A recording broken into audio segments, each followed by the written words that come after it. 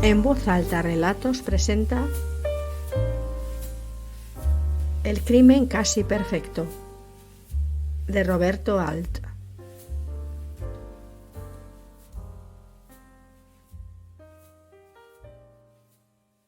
La coartada de los 3 hermanos de la suicida fue verificada. Ellos no habían mentido. El mayor, Juan, permaneció desde las 5 de la tarde hasta las 12 de la noche. La señora Stevens se suicidó entre las 7 y las 10 de la noche, detenido en una comisaría por su participación imprudente en un accidente de tránsito. El segundo hermano, Esteban, se encontraba en el pueblo de Lister desde las 6 de la tarde de aquel día hasta las 9 del siguiente, y en cuanto al tercero, el doctor Pablo, no se había apartado ni un momento del laboratorio de análisis de leche de la ERPA Compañía, donde estaba adjunto a la sección de dosificación de manteca en las cremas. Lo más curioso del caso es que aquel día los 3 hermanos almorzaron con la suicida para festejar su cumpleaños, y ella, a su vez, en ningún momento dejó traslucir su intención funesta. Comieron todos alegremente. Luego, a las 2 de la tarde, los hombres se retiraron. Sus declaraciones coincidían en un todo con las de la antigua doméstica que servía hacía muchos años a la señora Stevens. Esta mujer, que dormía afuera del departamento, a las 7 de la tarde se retiró a su casa. La última orden que recibió de la señora Stevens fue que le enviara por el portero un diario de la tarde. La criada se marchó. A las 7:10, el portero le entregó a la señora Stevens el diario pedido, y el proceso de acción que ésta siguió antes de matarse se presume lógicamente así. La propietaria revisó las adiciones en las libretas donde llevaba anotadas las entradas y salidas de su contabilidad doméstica, porque las libretas se encontraban sobre la mesa del comedor, con algunos gastos del día subrayados. Luego se sirvió un vaso de agua con whisky y en esta mezcla arrojó aproximadamente medio gramo de cianuro de potasio. A continuación se puso a leer el diario, bebió el veneno y al sentirse morir trató de ponerse de pie y cayó sobre la alfombra. El periódico fue hallado entre sus dedos tremendamente contraídos. Tal era la primera hipótesis que se desprendía del conjunto de cosas ordenadas pacíficamente en el interior del departamento, pero, como se puede apreciar, este proceso de suicidio está cargado de absurdos psicológicos. Ninguno de los funcionarios que intervinimos en la investigación podíamos aceptar congruentemente que la señora Stevens se hubiese suicidado. Sin embargo, únicamente la Stevens podía haber echado el cianuro en el vaso. El whisky no contenía veneno. El agua que se agregó al whisky también era pura. Podía presumirse que el veneno había sido depositado en el fondo o las paredes de la copa, pero el vaso utilizado por la suicida había sido retirado de un anaquel donde se hallaba una docena de vasos del mismo estilo, de manera que el presunto asesino no podía saber si la Stevens iba a utilizar este o aquel. La oficina policial de química nos informó que ninguno de los vasos contenía veneno adherido a sus paredes. El asunto no era fácil. Las primeras pruebas mecánicas como las llamaba yo, nos inclinaban a aceptar que la viuda se había quitado la vida por su propia mano, pero la evidencia de que ella estaba distraída leyendo un periódico cuando la sorprendió la muerte transformaba en disparatada la prueba mecánica del suicidio. Tal era la situación técnica del caso cuando yo fui designado por mis superiores para continuar ocupándome de él. En cuanto a los informes de nuestro gabinete de análisis no cabía duda.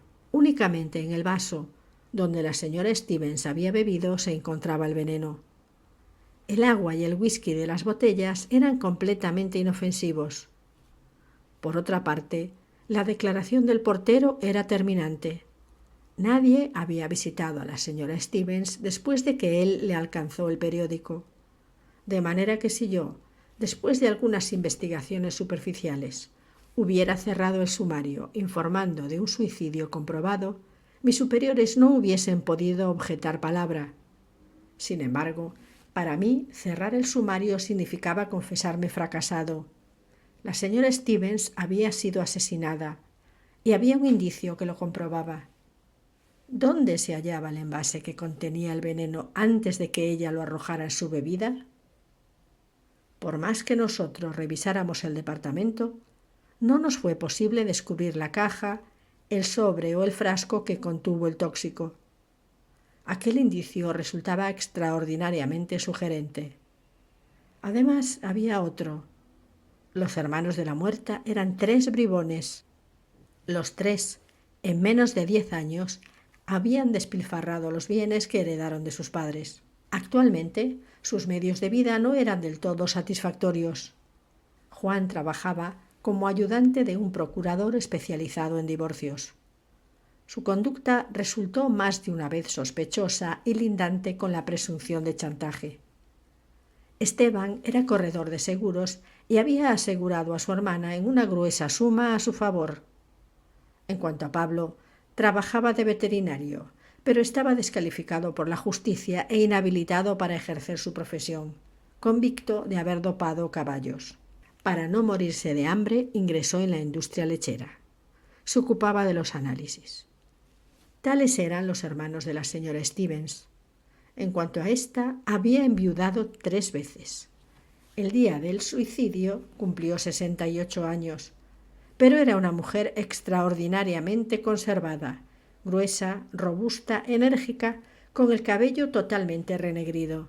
Podía aspirar a casarse una 4ª vez y manejaba su casa alegremente y con puño duro. Aficionada a los placeres de la mesa, su despensa estaba provista de vinos y comestibles, y no cabe duda de que sin aquel accidente la viuda hubiera vivido 100 años. Suponer que una mujer de ese carácter era capaz de suicidarse es desconocer la naturaleza humana. Su muerte beneficiaba a cada uno de los 3 hermanos con 230.000 pesos. La criada de la muerta era una mujer casi estúpida y utilizada por aquella en las labores groseras de la casa. Ahora estaba prácticamente aterrorizada al verse engranada en un procedimiento judicial. El cadáver fue descubierto por el portero y la sirvienta a las 7 de la mañana, hora en que ésta, no pudiendo abrir la puerta, porque las hojas estaban aseguradas por dentro con cadenas de acero, llamó en su auxilio al encargado de la casa. A las 11 de la mañana, como creo haber dicho anteriormente, estaban en nuestro poder los informes del laboratorio de análisis. A las 3 de la tarde abandonaba yo la habitación donde quedaba detenida la sirvienta, con una idea brincando en mi imaginación. ¿Y si alguien había entrado en el departamento de la viuda rompiendo un vidrio de la ventana y colocando otro después que volcó el veneno en el vaso? Era una fantasía de novela policial, pero convenía verificar la hipótesis. Salí decepcionado del departamento. Mi conjetura era absolutamente disparatada. La masilla solidificada no revelaba mudanza alguna.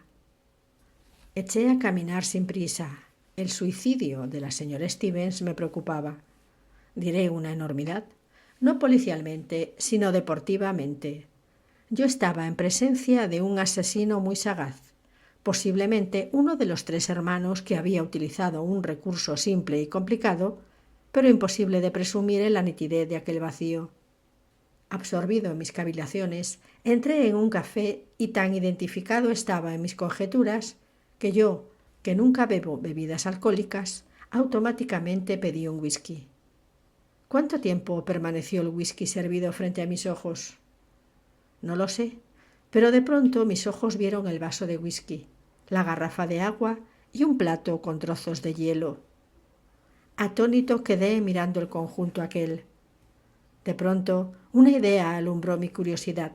Llamé al camarero, le pagué la bebida que no había tomado, subí apresuradamente a un automóvil y me dirigí a la casa de la sirvienta. Una hipótesis daba grandes saltos en mi cerebro.